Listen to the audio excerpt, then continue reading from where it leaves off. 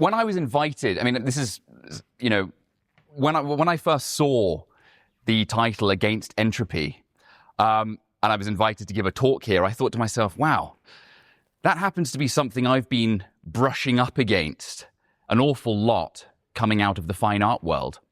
It was something that I noticed. Now, you all know, I mean, when you think about the fine art world, it's not a lot of our guys, if you know what I'm saying. But I went through the fine art world and I was sort of naive. I started out at the Glasgow School of Art. Some of you might know it's where some of the biggest Turner Prize winners have sort of pushed through. I started out there naively with the idea that I could go there and I could push into and start learning sculpture in a more traditional sense. Not overly traditional, but sculpture. When I actually arrived at the Glasgow School of Art, what I realized is that it was entirely run by cultural Marxists in general. The entire fabric of that school had broken down, had like a sort of acid worked on the concept of actually teaching sculpture. So you go into the school, you go into the art room, and you say, "Oh, I'd like to make something. I'd like to start learning how to carve stone, or I'd like to start working in bronze, or I'd like to start knowing how to work in metal." And they look at you and they go, "Well, that's not really what we do here anymore. It's not really something that we are teaching." And I'm sort of scratching my head wondering, why? Why are we not learning these sorts of things? And of course, their idea is this sort of, they're residing in this post-Duchampian world where they're not interested in at all, dealing with the material anymore, which is actually the process of sculpting. It's a long tradition. It's something we've been doing for an extraordinarily long time. They've completely deconstructed that, and all they want you to be involved in is this process of playing with words. You'll notice that the art world today is entirely linguistic, just about. Many of you who are probably on Twitter will be involved in this process of, seeing some of the terrible art that happens to be in a lot of the spaces these days. And most of the time, it's just you have an object and there's some kind of petty propaganda or political line attached to it. It's not art at all. It's not sculpture. Fast forward, I did absolutely awfully at this institution. They absolutely hated me and essentially kicked me out. I then moved on to the academy in Antwerp. The Antwerp Academy was a breath of fresh air. That's in Belgium, by the way. It was a breath of fresh air because when you arrived there, they actually had some element of tradition. They were teaching you how to work with, you'd have like a model in the room, and you'd have, she or he would be sat there, and you'd be doing the process of looking at the forms and actually building something, engaging in sculpture. This, of course, was a breath of fresh air for me because I started to actually connect with that notion of what sculpture meant traditionally, but not hyper traditional, but it still had that, had that tactile response, which is extremely important, something that I was very happy to run away from.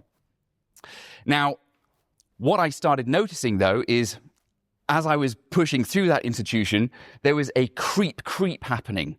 And I think it's really important that people understand how this works. This creep. There was the older tutors at this institution were sort of dying off. They were pulling away, and some younger tutors were coming in, and they were saying stuff like, "You know what? There's a problem with the problem with this academy is it's a bit old-fashioned.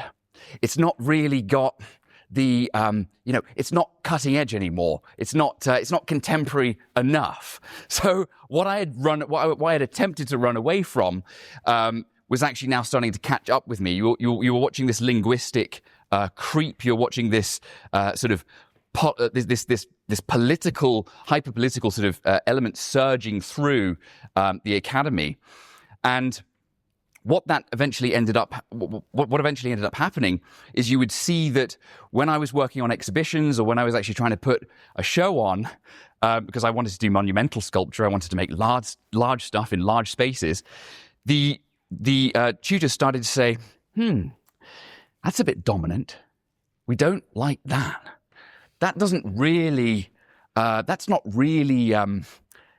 allowing for others to be involved in this process. Fen, you're taking up too much space. Pull back a little bit. It was this, and I, as you know, I couldn't quite figure this out. I'm a young sculptor. It's like, well, isn't that what you're supposed to do? As a sculptor, you dominate space. That's what you do. It's a spatial exercise. You're engaged in saying, you know, I'm going to put a work here, I'm going to put a work there, and you start to conquer space almost. It's a very masculine thing. Of course, this was something that was a red rag to a bull that I was starting to notice as the younger tutors were coming in, the older tutors were coming out. And it was really funny because there was this one old tutor, and he was really close to retiring. And I was getting sort of this battering happening from these female tutors and sort of lower end men. And this guy said to me, he said, you know what? He said, it should be dominant. Sculpture should stand there with a sense of glory and power. It should have some sort of guts in it. It shouldn't be something that's hiding away and sort of apologetic. Now, what I noticed, of course, is after pushing on from there, I then got my first solo shows having graduated. I did quite well, and I thankfully got out just in time. And then I was again sort of finding something very odd happening. I was doing exhibitions, and the journalists that were coming along were then asking me, but Fen, how does your work speak to diversity? How does your work start talking about refugees and boat people? And I was thinking to myself, hang on. I was starting to think to myself, hang on. Why are we operating in this framework? Why is this art structure and why are these journalists operating this framework? They're looking through a very tight scope. And this, again, I mean, I was naive. I have to say, I wasn't born in this space that we're currently in right now. I've come through the arts institutions. I've come through the art world. I came on Twitter like 2.5 years ago. This is relatively new to me. So I was like trying to grapple with this stuff. I couldn't quite understand it. And then, of course, fast forward, I'm sort of noticing more of that kind of stuff. And they couldn't qualify my work. It wasn't working within their political paradigm. And you start to see that as soon as politics, and this is a key thing to understand, as soon as politics starts rubbing up too closely with culture and art, you will see a major dissolution. You will see a major erosion taking place, because what starts to happen, as we've seen across most of the major exhibition spaces, art galleries, institutions, is what you have now is essentially just petty propaganda masquerading as art, but it's not actually art anymore. And so this ripping through and this really ferocious political ideology now has completely and utterly eroded the art world that I thought I was sort of going into and thinking, this is going to be open to ideas. You know, they're talking about diversity. I'm sure they want some diversity of ideas here. And not quite. I would like to move on and just talk about this idea, because I think it's something that is not spoken about enough in these spaces. Since coming online, I saw on Twitter loads and loads and loads of people talking about, I've read this philosopher, I've looked at this political theorist, and he says this and he says that, and it's all set in stone, and it must be like this and it must be like that. And I was like, okay, so where's the art? Who's making art? Who's making the art in these spaces? You've got the thoughts, you've got the theory. Who's putting that into a process of actual being? It's a beingness, because when you have philosophies and ideas, they have to be crystallized and brought together to actually create the artifact that will then actually then go on to resonate and talk those ideas into space. For example, a piece of sculpture, a wonderful painting, architecture, it goes on and on and on. Music. One of the major reasons that I would say art is so important, and I think it's something that people in these spaces need to understand more, it's what the left has understood completely, is that when you control the art, you control the society's dreamscape You are within the society's main function. You go deep. You're in the subconscious mind of a people. You're playing with their symbols, their archetypes, what drives them, what makes them want to ascend, what makes them want to look at the heroic, for example, which is something which has been completely and utterly eradicated from the art scene in general. You can no longer, as I was finding, I was thinking, I want to make work that's quite heroic. I want to make work that's quite strong. It's got a bit of spunk in it. It's got something that's really saying, we're here. We want to ascend. We want to go on. You can't. You can't do that under the current regime of equality. It's this overarching regime now that has been pushed through all the institutions, all the art galleries mostly. Majority of the art critics, of course, don't operate anymore. They've sort of fallen away. They've been completely smashed down by this overarching ideology. And you generally don't even have like actual art criticism, although we do have a guy in our space, of course, Alexander Adams, who many of you probably know, and is bringing some serious thought and serious thinking into this. But something that I think is important to remember is that every people, every society that has been strong and vital and had some real importance in history has put their ideals and has put their heroes and has put the archetypes of what they are, what they represent, into stone or into bronze or major paintings on the wall. And something that I've realized while looking into this space and getting more involved is politics and philosophy alone will not sustain you. That will not sustain a people moving forward. You will have to be engaged in finding other artists out there who have dissident views, who don't want to go along with the regime, who want to create, for example, I was chatting last night, music nights, theatre groups, you can have sculpture exhibitions. We recently pulled a sculpture exhibition off in London. Myself, Ferro, Matthew the Stoat, a number of other artists brought in the heart of London an exhibition where we were able to actually, in its most humble sense, start to bring a few of our little works together and a few little bits and bobs to actually show, look, it can be done. You're not going to get cancelled. You can actually go out there into the real world and start operating. But you need to also start pulling away from the current regime standard. This idea that you're going to make it as an artist through the regime with any ability or wish to do work that talks to the heroic or talks to something more vital and dynamic and powerful won't happen. It's not allowed. I often talk about this thing of, what are we actually up against? And something that I've realized is that there's this term that people talk about on our side, which is, of course, the longhouse. It's this, in some respects, a sort of a gynocracy that's starting to happen in the art world, is that unfortunately you have these females who are indoctrinated. They start getting put into higher levels of directorship within major institutions, and they're hypersensitive to whatever sort of material is attempting to come through them. So they are watching, and you're maybe trying to get through, you're trying to get your ideas through, you're trying to get some, a piece of sculpture here or some painting there or an idea of an exhibition, and they're watching for anything that actually has a bit of power, a bit of fire behind it. And this, for example, is what, I'm seeing this time and time again now. It's the power players. Now, these are the major curatorial individuals and people who write for the major art magazines and all that kind of stuff. And they are here to shape and change the art world. This is, for example, in Australia. So female curators reshaping Australian art.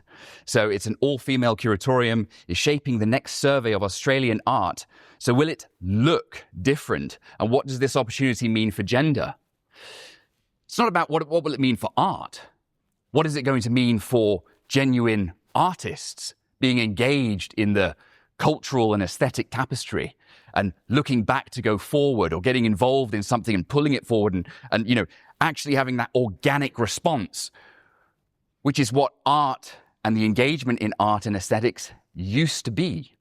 But it has now been fired and pushed directly into this sort of downward spiral. There's almost now, it feels like a race to the bottom. And it's a very, very peculiar situation that we find ourselves in.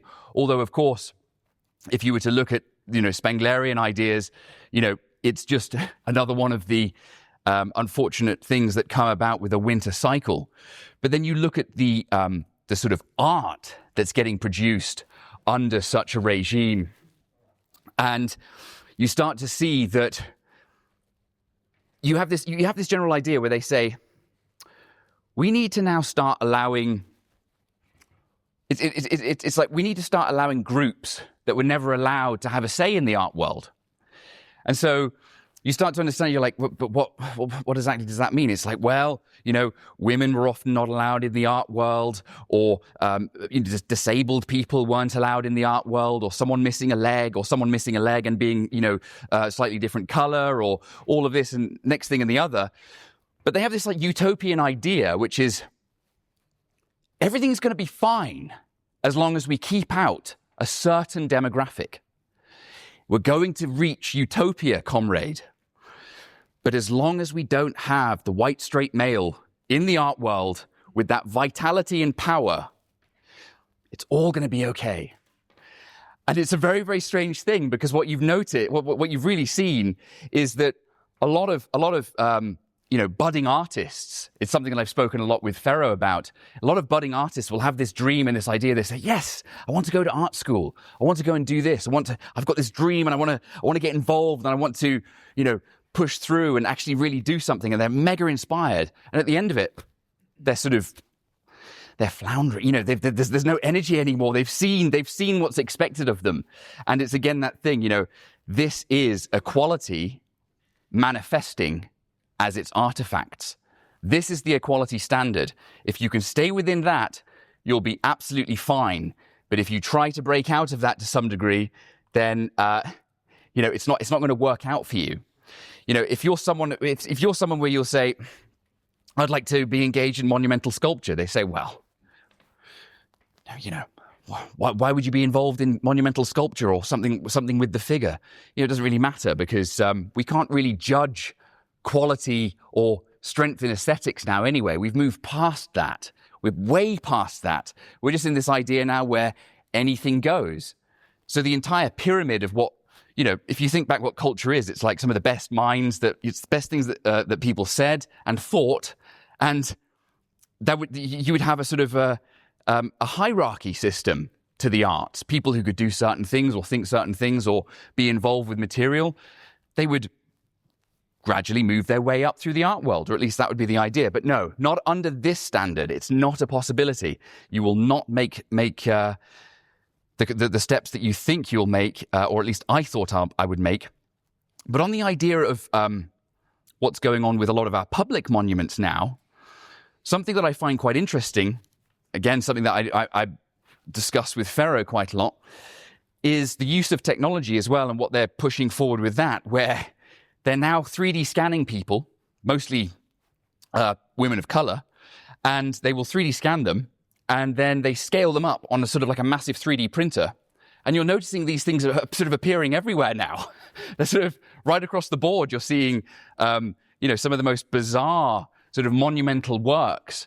And of course, it's because there is no real standard to even see quality anymore. There's no real standard to judge it. And if you were to judge it, you'd be cancelled anyway. So they've got all of that sewn up.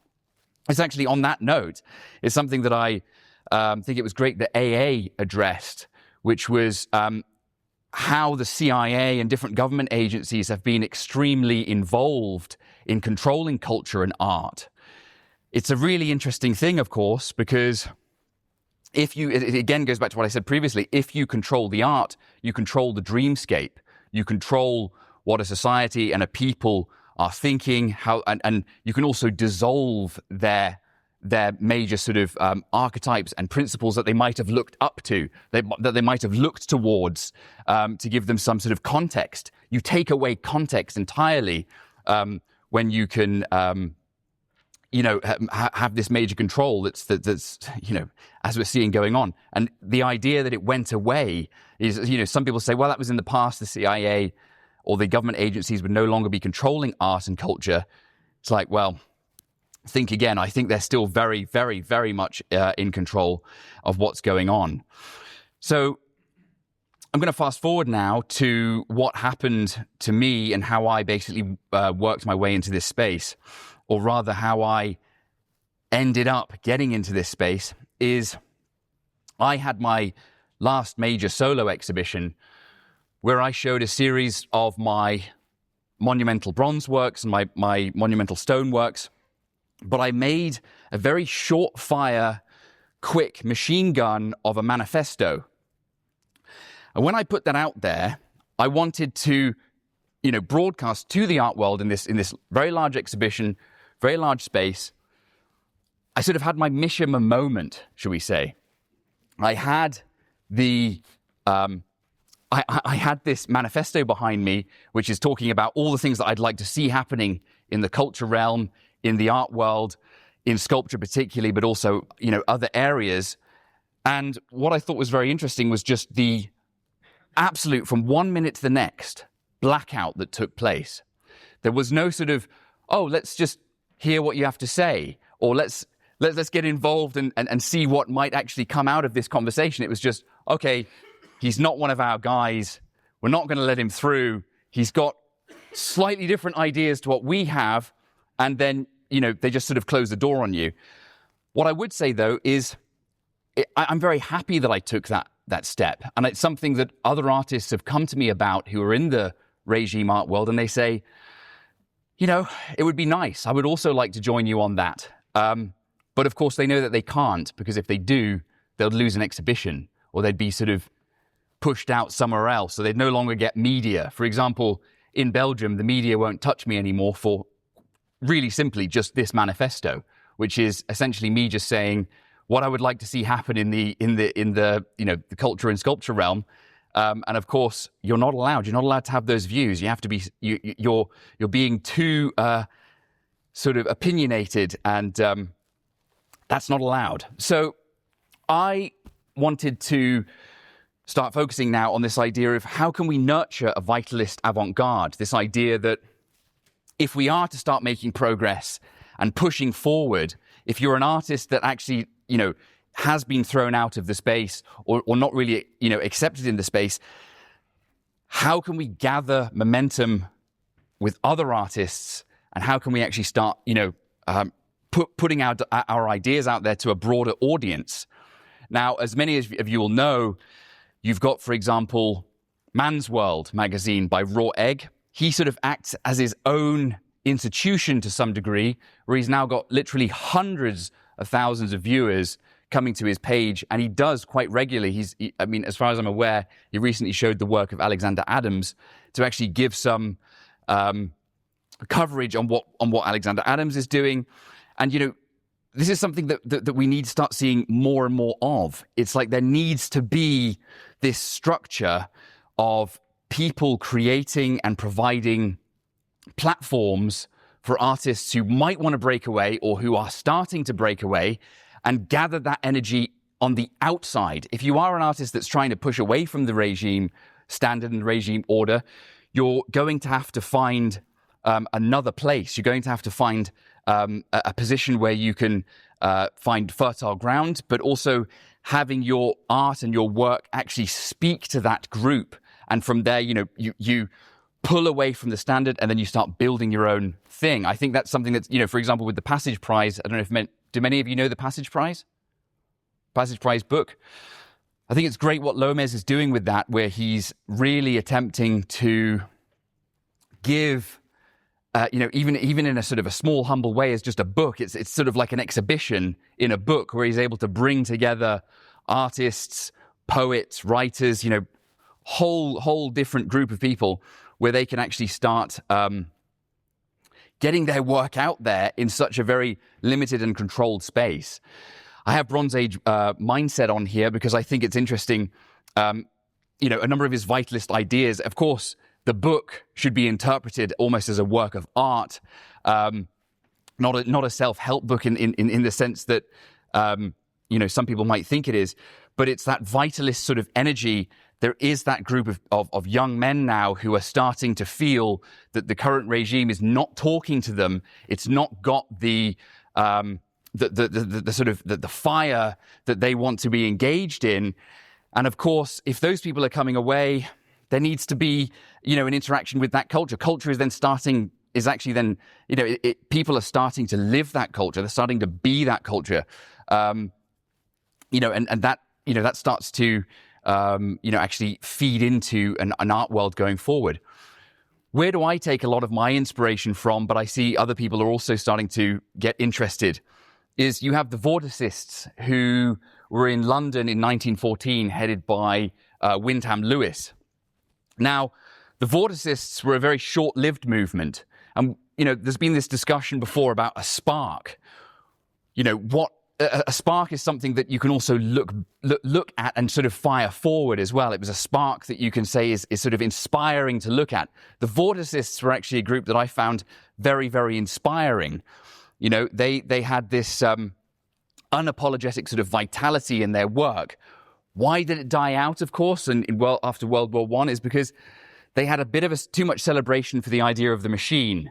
And of course, the machine age had just completely and utterly cut down, hundreds of thousands of men. That wasn't really something that people felt that excited for anymore. They wanted to sort of move on from there.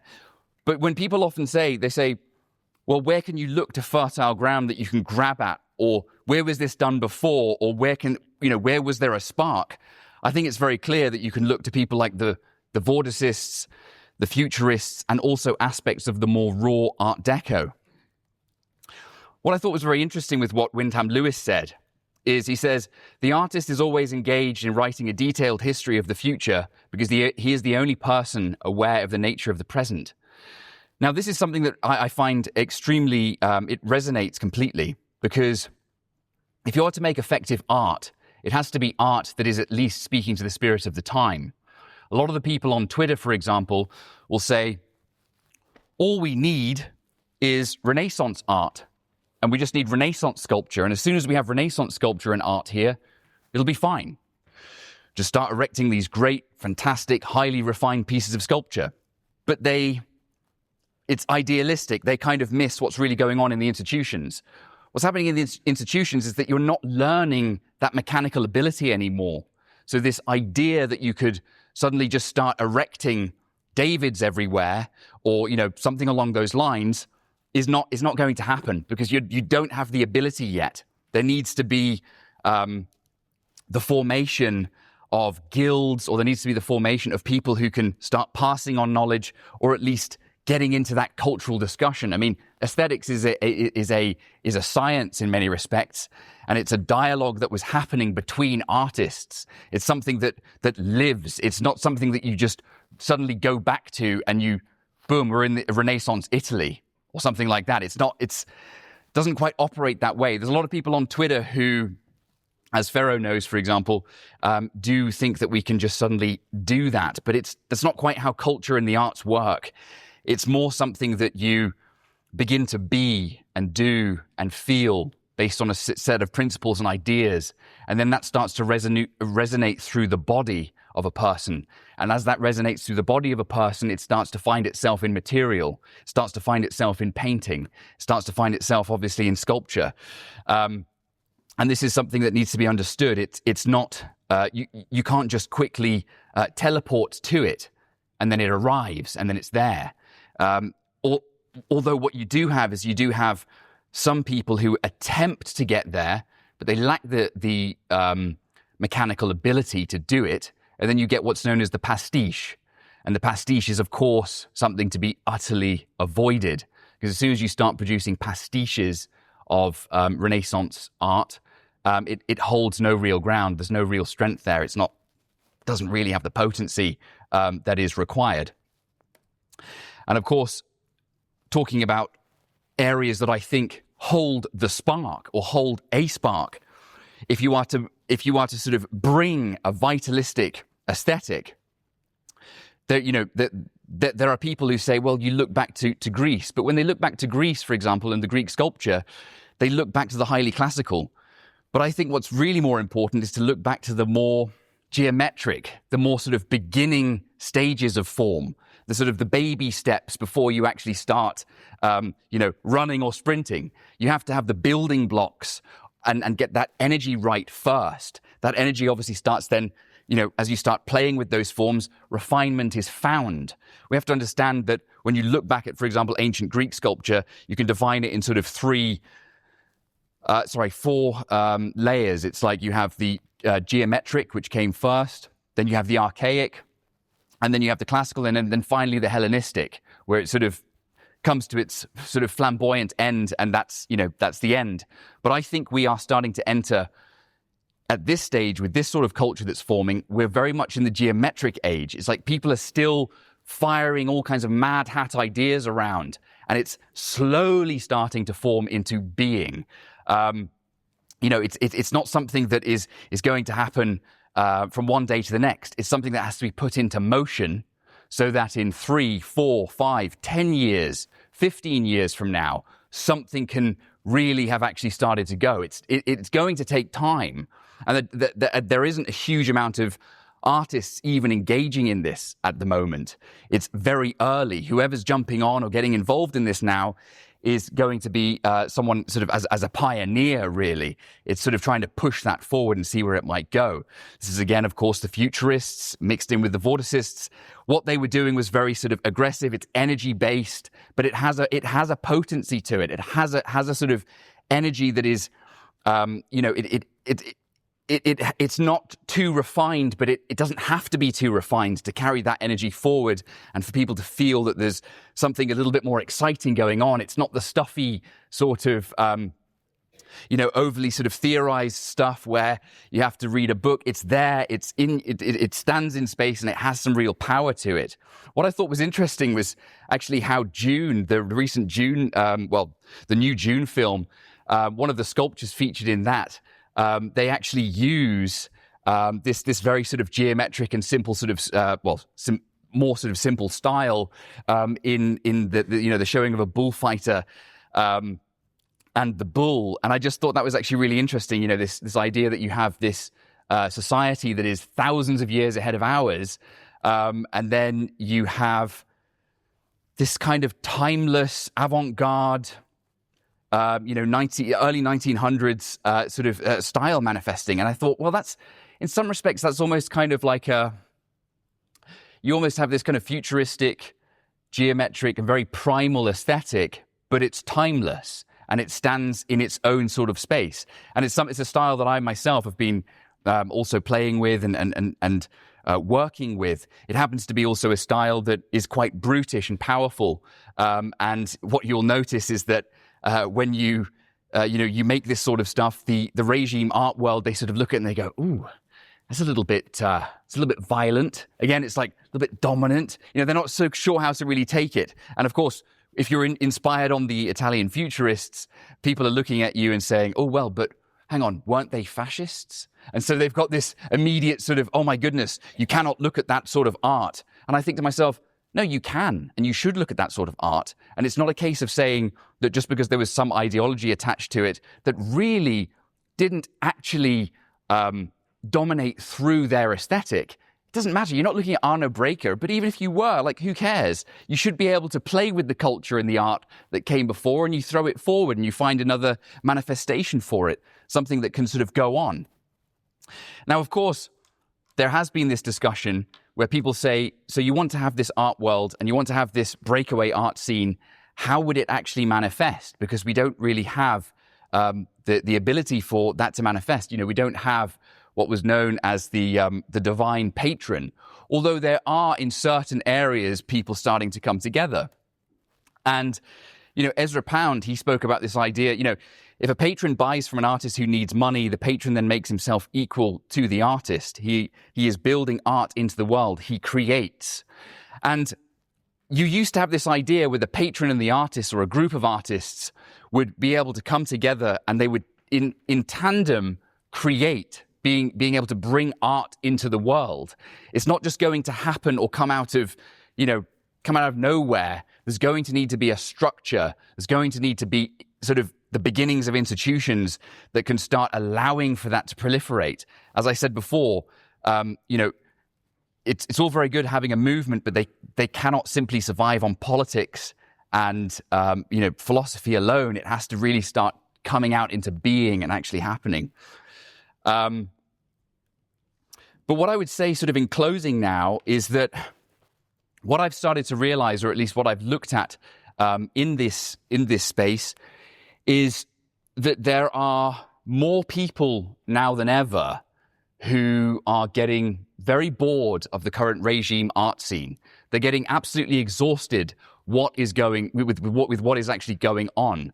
I have more and more conversations now with people in directorial positions within institutions, on the outskirts, or even journalists, and they start to have this idea of like, is this it? Is this all it's going to be? Is it just going to keep on going on, and we're going to keep on playing this game over and over and over again? I would say that in many respects, we start to come to a pivot point. And the pivot point is what we actually really want. That's the pivot, the pivot point where people actually really are hungry for something else. I think we're starting to step towards a pivot point. When you start to have that, the people, or the vitalists, or the people who have a will for actually experimenting in vitalistic art, or trying to push that heroic spirit and verve forward, and they start acting now, it'll be those people who are actually starting to affect the future and writing the future and affecting the future of where art can go. It always starts out with the early pioneers, and then you begin to have a sort of a collective of people joining around that to support it. So I think that's something that I would love to get into a dialogue with other people in this space and think about exactly how, these sorts of things can manifest, how they can move forward. It's not a case of simply saying, would be great if it happens, maybe it'll happen, whatever, art is over there. We've got our politics and philosophy, it's okay. It's not going to work. You're going to have the cultural scene starting to actually turn into something. I mean, it's something I mentioned before. It'd be like, if you're in London, wouldn't it be great to have music nights where you could, you could hear something that's kind of interesting, exciting, something else that's a bit more vital, got a bit more power in it. Go to exhibitions that's got something going on. An exhibition is where people come together and have ideas and they talk. You get out into real space. The whole thing of the art world is that when art and culture is happening, it gets people into real space. You can be operating in theory, sure, but you need to be enacting and being involved in real space. Real space is where art is. Real space is where culture is happening. That's what will also look kind of dynamic and sexy and interesting to people on the outside who might be on the fence saying, I don't know, do I want to get involved in that? Blah, blah, blah. Yeah, maybe I will. Maybe I will go along to one of these exhibitions. Maybe I will go and meet some of the artists. Maybe I will go and listen to some of these art critics who are sort of starting to be born on the outskirts of this current scene. And from there, you can see that there very well could be a real change. And this stuff can go quite rapidly even, because if the energy is right and people are getting exhausted, it can go very quickly. And we've seen this sort of stuff happen before, and I want people to hold that thought, and thank you very much.